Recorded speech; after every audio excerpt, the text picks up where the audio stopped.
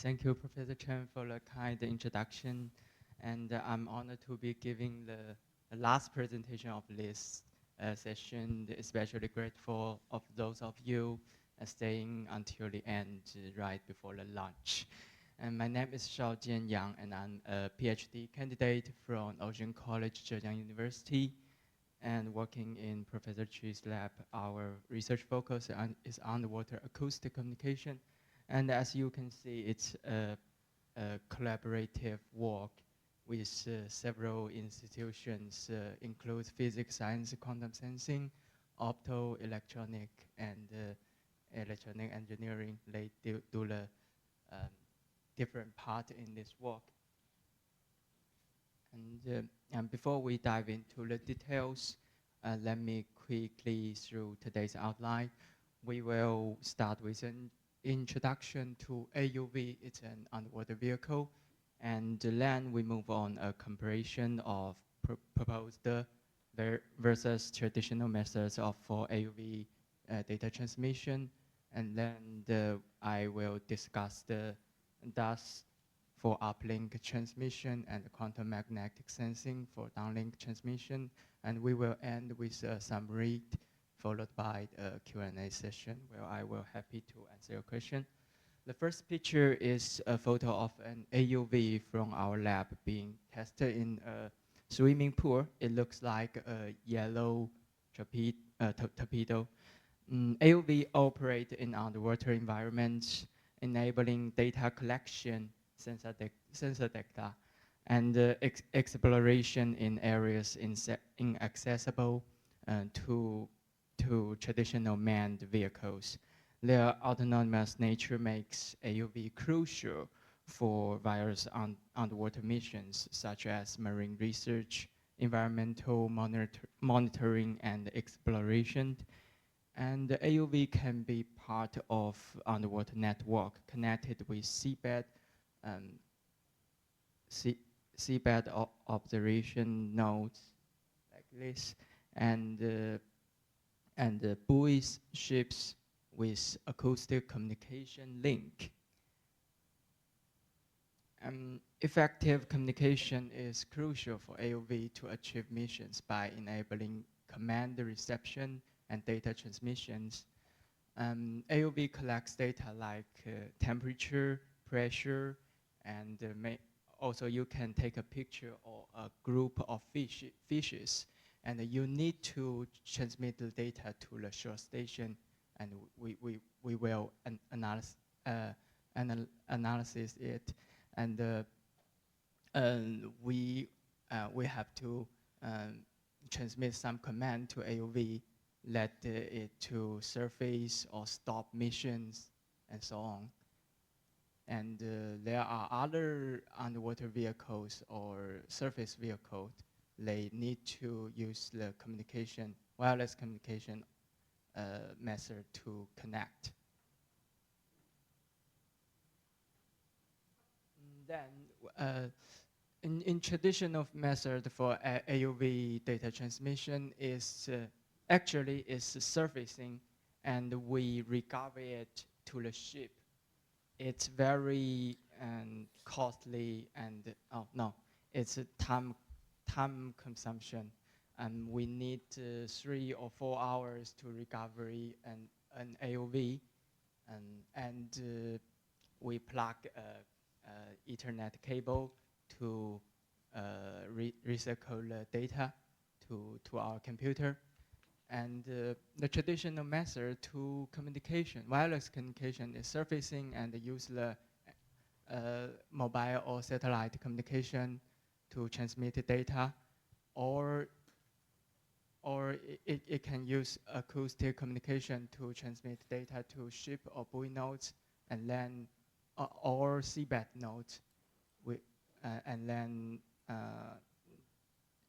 relay data to the shore station. And the drawbacks of traditional methods is costly. The seabed nodes and the buoy nodes is very expensive, and if you surfacing or go to the place around the seabed nodes or buoy nodes, it takes wasted a lot of time. You can collect more data, and if you sell more time, you need more energy. So we propose a new method for AOV telemetry consists of distributed acoustic sensing. AOV send sound signal while information conveyed in the sound signal, and the whole cable is a sensor. It receives the signal, and we put a DAS listening device in the shore station, and it can receive the sound signal anywhere in the cable. And the cable is laid or buried in the seabed already. And the downlink is shore station. In the power shore station, they transmitted the power to island or another where they use the DC, high voltage DC, and we add some AC signal to the cable, and the AC current can produce the alternating magnetic field, and we use a magnetometer to detect the alternate magnetic field, and it conveys some information like commands.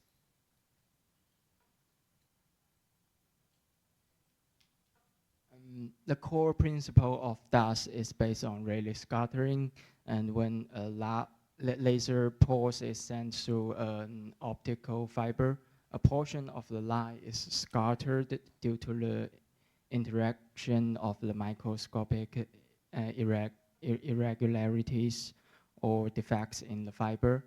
And when external acoustic wave or vibration occur, they cause slight deformation in the optical fiber. This deformation results in changes in phase, frequency, or intensity of the backscattered light. So the DAS system monitors these changes in the backscattered signal to detect and localize the acoustic or vibration events. And the system continuously sends the short laser pulse into the fiber, and by measuring the time it takes for the backscatter light to return, DAS can pinpoint the exact location of the distributed disturbance along the fiber. So this allows for a real-time and distributed sensing over long distance. And we did some previous field experiment of DAS of my colleagues. They monitoring the ocean currents during the passage of typhoon, use the optical fiber distributed acoustic sensing, and this is the a work in 2021. We used the DAS fiber to detect the sound signal and demodulate it to analyze the channel distribution and the noise. This is the first work of the DAS underwater communication system. And in this work, we do sea trials of DAS underwater communication. And the last work in 2021 is conducted in a lake. So in last year, we do a sea trail of DAS underwater communication with a armed cable. And this is the landing point. And in Jiaoshan Island, China, where a submarine optoelectronic composite cable has been laid to connect a node of the submarine observation network. And the cable was originally more than 800 meters, but due to frequency activities of nearby fishing vessels, the cable has a breakage. And we use a ship to deploy a transducer to send the sound signal, and the cable receive it. The distance between the ship and the cable is 200 meters. And we realized the data rate about 1 kilo or 1,000 bps. And and then the second part is the downlink quantum magnetic sensing, and we use the nitrogen vacancy color centers of the diamond. The NV centers can high sensitive to magnetic field due to their spin states, and we use the microwave to let it in the 0 state, and when the magnetic field changes, the spin state will changes between 0 and plus or minus 1. And when we use a green laser to radiate the diamond, it will produce fluorescence, and it's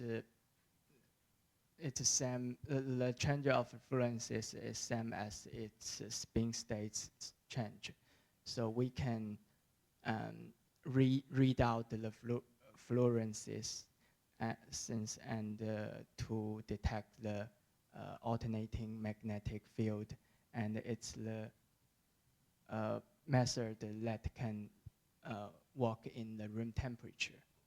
So we use it. Time is 2 minutes. Okay, thank you. And in November 2023, we conduct the sea trial and use the AC generator, and we did a